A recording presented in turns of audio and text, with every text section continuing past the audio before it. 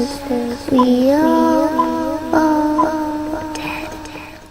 10 facts about satanic murder, pacts, and myths you might regret knowing. Satanism and devil worship is alive in America today, even if the nation as a whole has become less religious.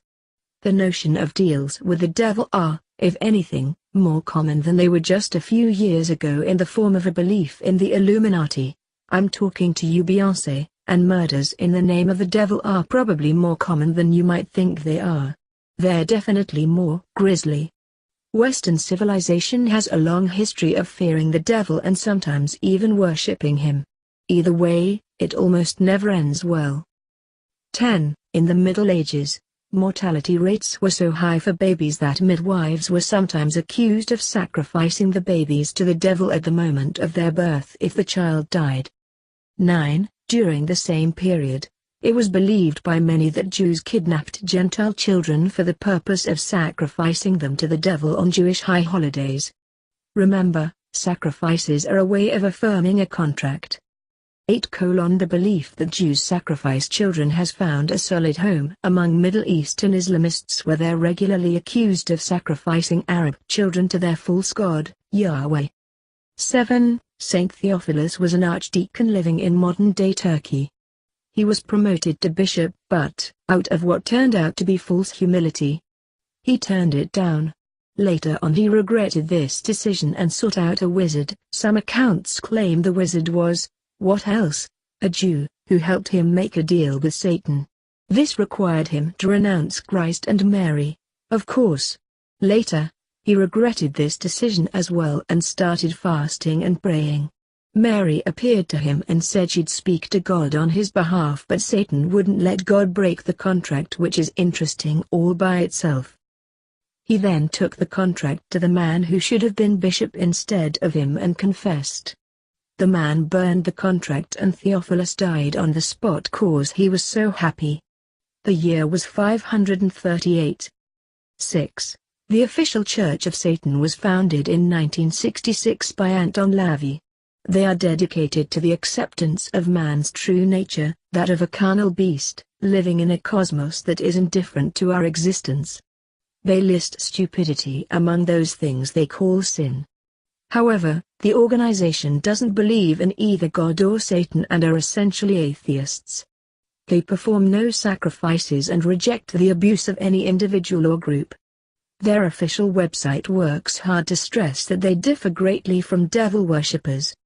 5. From the 1980s until the 1990s there was a panic across Canada and the United States that satanic cults were killing as many as 60,000 people a year in ritualistic sacrifice. Eventually, this ended because no evidence of such widespread murder by any group of Satanists could be produced. This mania was spurred on by the new phenomenon of recovered memory therapy being an accepted new therapy at the time.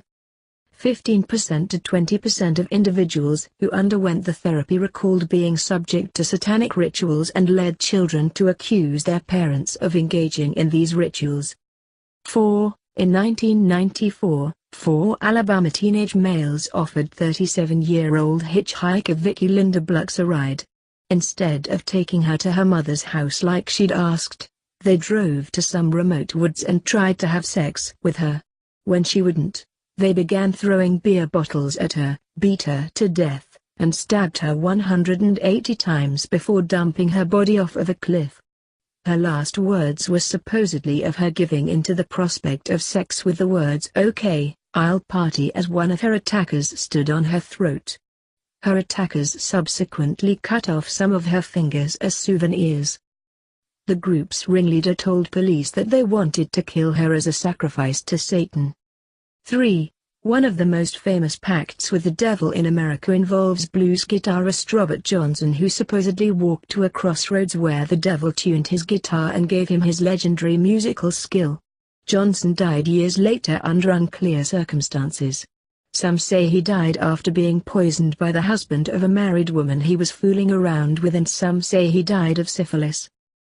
2. One folk story about making a pact with the devil states that Revolutionary War hero Brigadier General Jonathan Moulton sold his soul to the devil and in return got his boots filled with gold every month. Moulton bought the biggest boots he could find, cut off the bottoms, and placed the boots over a hole in the ground so that the devil had to pour far more gold into them than the boots could hold. Of course the devil, being smart, discovered this and promptly burned down Moulton's house and took back all the gold.